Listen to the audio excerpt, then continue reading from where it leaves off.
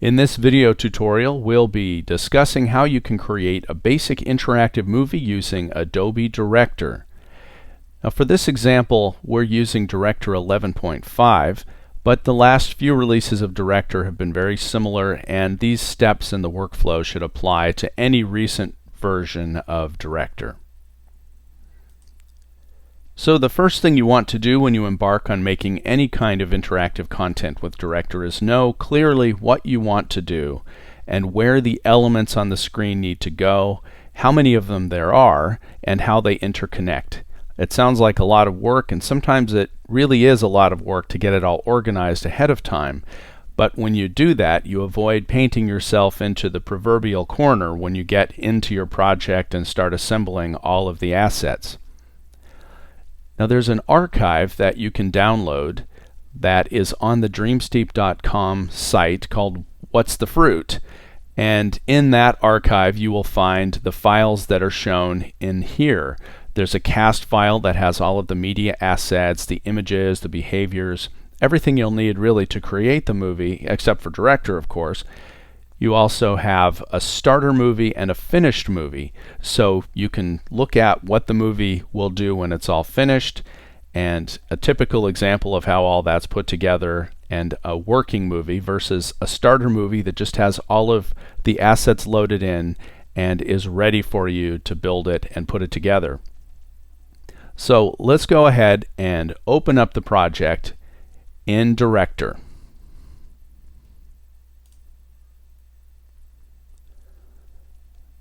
So this is the finished version of the movie, and ideally you would want to have this laid out ahead of time, at least sketched out on paper, so that you know where everything is. I just wanted to show you what the finished movie would look like so you can see where we're going with this, and then we'll see how we can put all these pieces together. This is a very, very simple interactive movie, and yet it has a few features that make it a little bit nicer than if it just allowed you to click. So let's go ahead and run it, and you can see what it does, and then we'll wire up another movie from the starter file. So the way this is set up, the cursor will change when I roll over one of the pieces of fruit.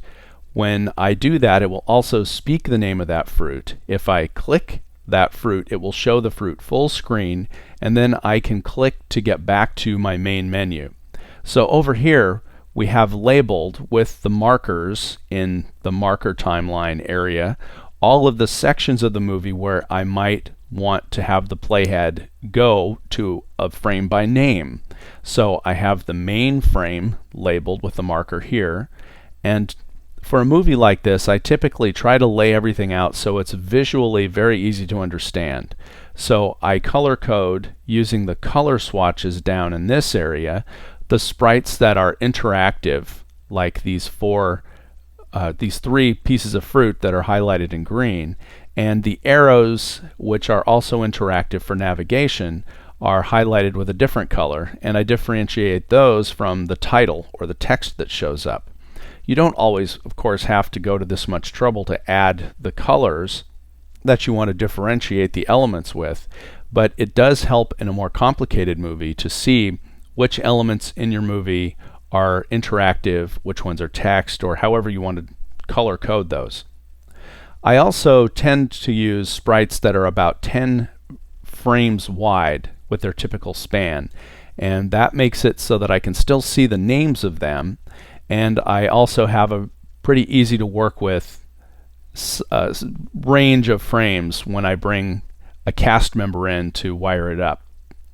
So the typical format that I'm using for this kind of a movie is for each section where I have an apple, I have a banana, I have a peach, I labeled at the beginning of where the sprites come in for that section, and then at the end I have a script that keeps the playhead on the same frame over and over again. And all of these behaviors are drag and drop, and you can just bring them in from the ones that are included in the starter file. So let's go ahead and click on this, and so you can kind of see how it works, and then we'll get to building it from scratch. Apple. I click on the apple, it takes me to this screen. It shows me that the apple is doing something when I roll over it.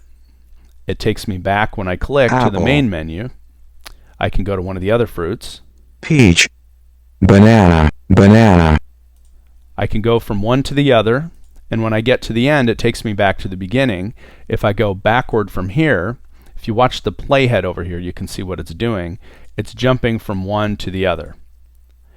So the key features that you want to think about when you make something interactive are first making it simple, making it easy to navigate, and when you get the navigation in place, try to keep it consistent. So these arrows should not jump around from frame to frame. They should look like things that you want to use over and over again that you can rely on as a user.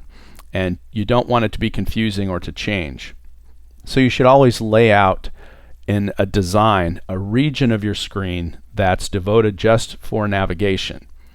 And once that area has been defined for that, don't use it for anything else, and try to keep all of the elements that are for navigation there throughout the program. It will help avoid confusion.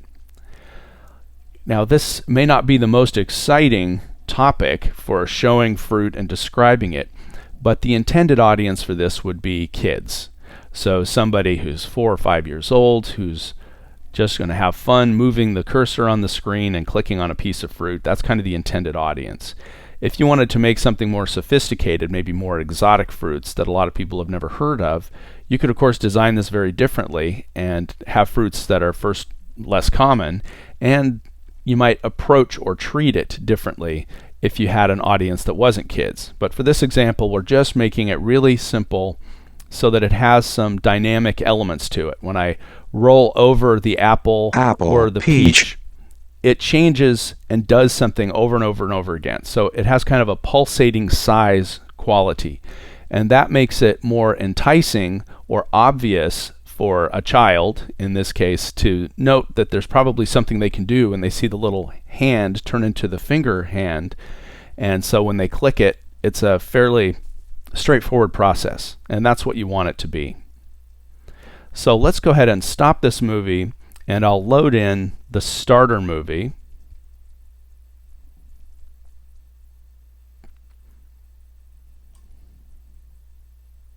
In the starter movie, we have no elements loaded into the timeline or onto the stage, and that's what we'll go ahead and do. So again, I can't emphasize how important it is to have all of this as well organized as you can before you ever start doing any work in Director. If you know what you want to do, you have it sketched out, you have everything labeled clearly, you have all of the assets organized and brought in, you can make a movie very, very quickly. So let's go through what that process might look like. The first thing I'm going to do is I'm going to label this first frame of my movie main. And you might remember, if you haven't used Director a lot, that you just click up in this area, and once you click, you will get a little triangle that allows you to relocate where the marker is, or if you click on the text portion, you can call it anything you like. And if you actually want to delete the marker, you can drag up or down, and it will just remove it from that area of the marker display. So you have the main marker here. Now we'll just go ahead and add the elements that we want visually. Let's say that we'll start with an apple, and this is a large graphic. We'll just hold the Shift key down, click on the lower right area, and we'll scale it down a little bit. I'll bring in the banana. I can put here. Maybe I'll put it underneath because of its shape. I'll put it down here. And if you don't get the size of things right the first time around, that's fine. You can always adjust it. So I'm holding the Shift key down, which constrains the aspect ratio as I scale it. And I could have a title here that I might want to make room for. So let me go ahead and put that pick a fruit title in here. And you notice that I have this white box around it. Well, that's because I don't have the ink for the background being turned off. It's showing in copy mode over here.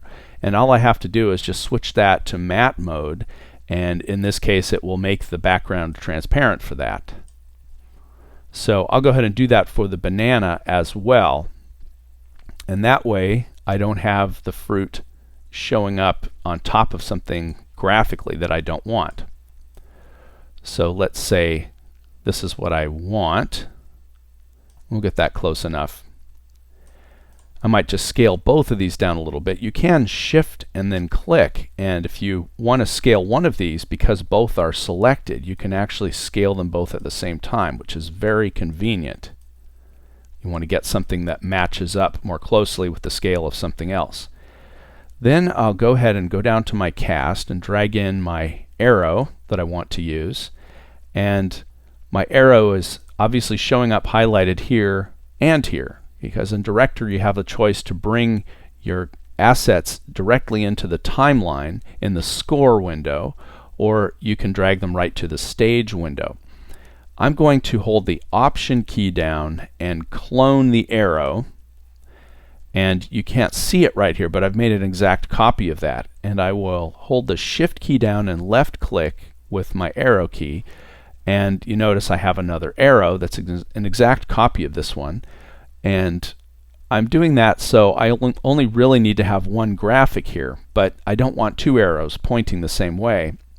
So what I can do is take this one, this copy, and I can flip it around horizontally. So when I flip it horizontally, it's pointing the right way and it's ready to go. And I was able to use the same asset and not have to create an arrow that was pointing the other way from scratch.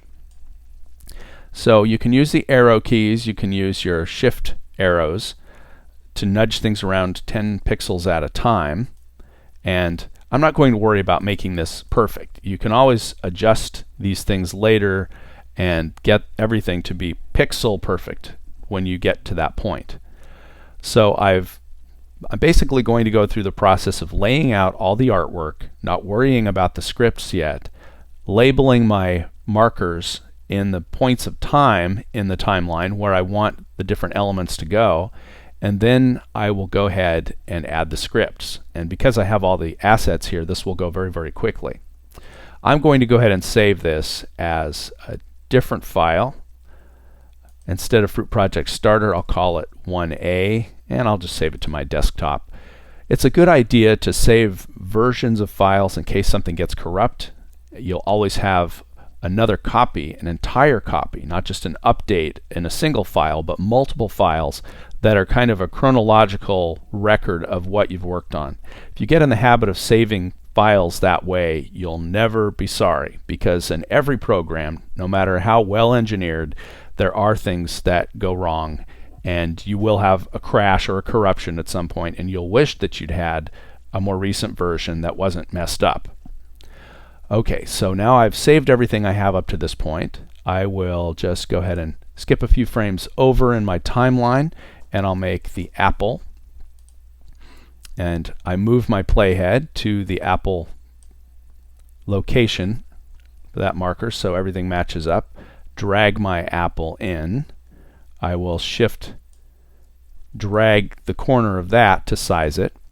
And these two arrow icons, I don't want to have to manually line up on each frame. I'll go ahead and set them here, and then I will duplicate them throughout my timeline to save myself having to position them manually later, because you don't want the arrows to move around and draw attention to themselves. They're supposed to be there just for navigation and not take away from the content. I'm also going to highlight both of these and color code them green in this case. This isn't how I did it in the finished movie that you saw. I think I used pink. You only get 6 colors, but I'll use green so that I can differentiate my navigation arrows from the rest of the content. And I will then hold the Option key down and drag those over so I have my navigation exactly the same when I go from here to here. The only thing that changes is the content, not the arrows. The other thing I'll do is add my Apple label up here. And I'll move this down a little bit. So there I have the basic layout for Apple. I'll do the same thing for the other two pieces of fruit.